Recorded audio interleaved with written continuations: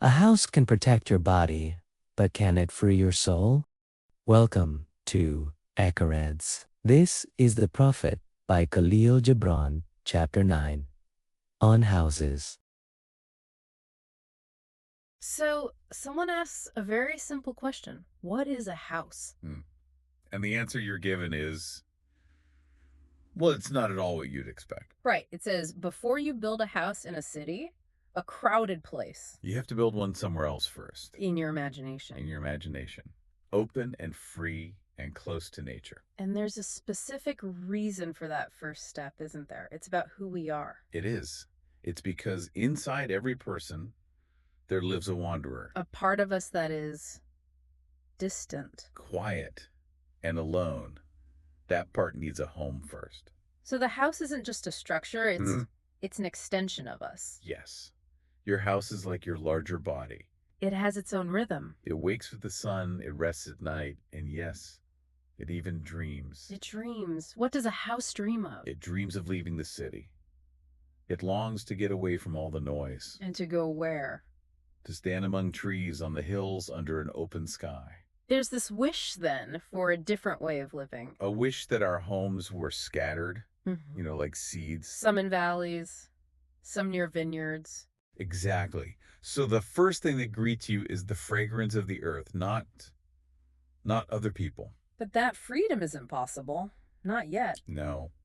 There's a reason we all live so close together. Something from long ago. And that reason is fear. Fear. It was fear that pushed people to huddle together. For safety. For safety. And that fear, it's still with us. So the city walls, even if they're gone physically, they still exist in a way. They do. They still separate our homes from the fields, from the open land.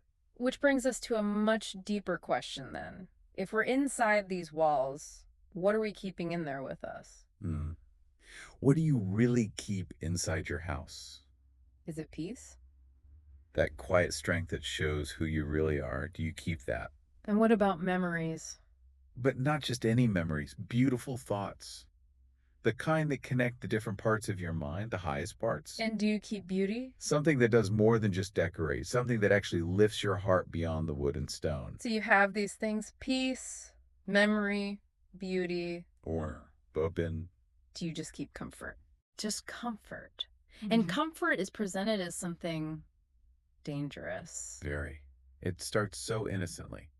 When you desire it too much, it enters your home as a guest. Someone you invite in. Yes.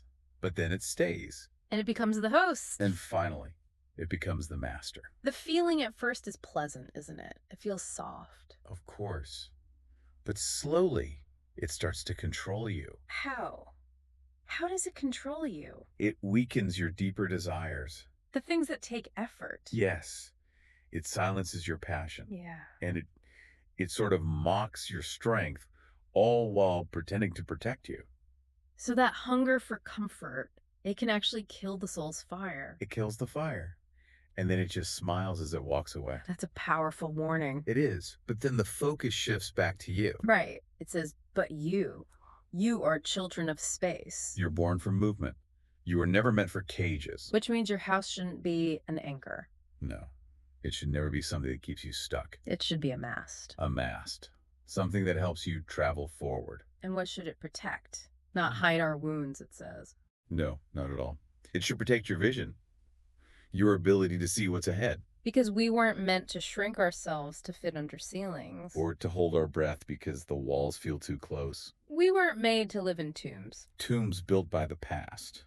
No. So even if your house is magnificent, beautiful, it should never, ever imprison your dreams. It must not lock away your longing. Because the part of you that is truly limitless, that part can't live inside walls anyway. Where does it live? It lives in the open sky. That's its true home.